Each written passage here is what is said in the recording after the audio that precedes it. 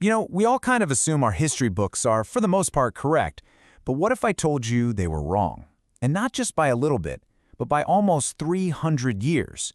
Today, we are diving deep into a conspiracy theory so wild, it claims a massive chunk of the Middle Ages was just completely made up.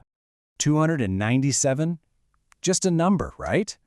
But what if that number represents years of our own history that, well, might have been a total fabrication? And that's the real heart of the question we're looking at today. What if nearly 3 whole centuries of the early Middle Ages simply never happened? Well, this wild idea actually has a name. It's called the phantom time hypothesis. And it suggests that the years between 614 and 911 AD were basically invented and just slipped into our timeline. Okay, so how could a chunk of history that big just be a forgery?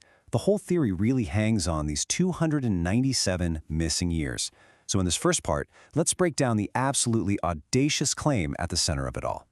Now, the argument isn't just that our records from this time are a little spotty. I mean, we call them the Dark Ages for a reason, right? There were fewer written sources, a lot of chaos. But this theory, it goes way beyond that.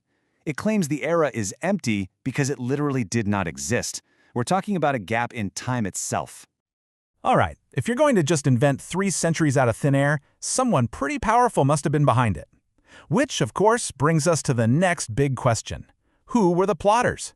And this is where the theory turns into a full-blown royal conspiracy. This whole idea isn't some ancient legend. It's actually pretty new. It was proposed back in the 1990s by a German historian named Herbert Illig. He looked at what he saw as a suspicious black hole in the historical record and came up with a really radical explanation for it. And here's where it gets really juicy. I mean, look at this cast of characters. Illig accused some of the most powerful men of the 10th century, the Holy Roman Emperor Otto III and Pope Sylvester II. And their supposed motive? To move the calendar forward so that Otto could have the prestige of ruling in the symbolically epic year 1000 AD. So just think about the sheer scale of what's being claimed here. To pull this off, you wouldn't just be forging a few documents. You'd have to invent entire dynasties. This means historical giants, people like Charlemagne, might never have existed at all. They'd just be characters made up for this grand historical fiction. So we have the supposed plotters, and we have their motive. But what was the evidence that got this whole theory started? Well, it all comes down to what supporters call history's phantom gap, this alleged void in our timeline. And this quote right here, this gets right to the heart of Illig's idea.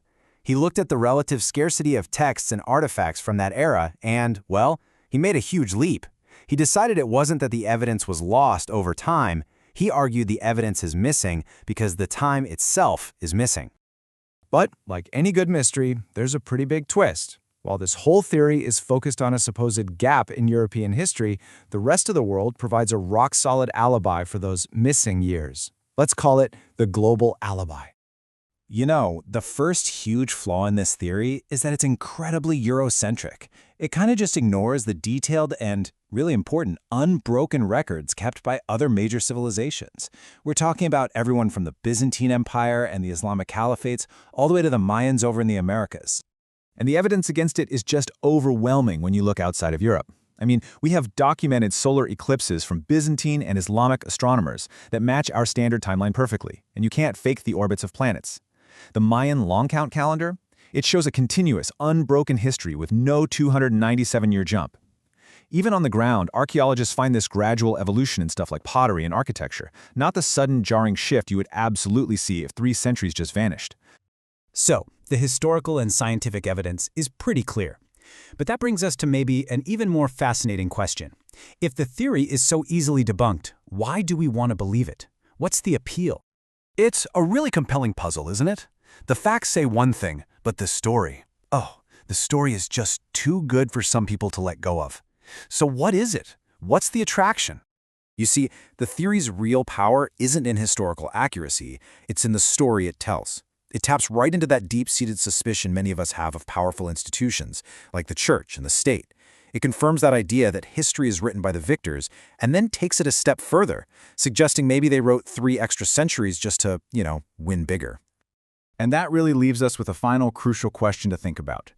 When we find these gaps in our understanding of the past, is it more likely to be a sign of some grand conspiracy, Or is it maybe just a simple reminder that history is fragile, and that sometimes a lack of evidence is just that?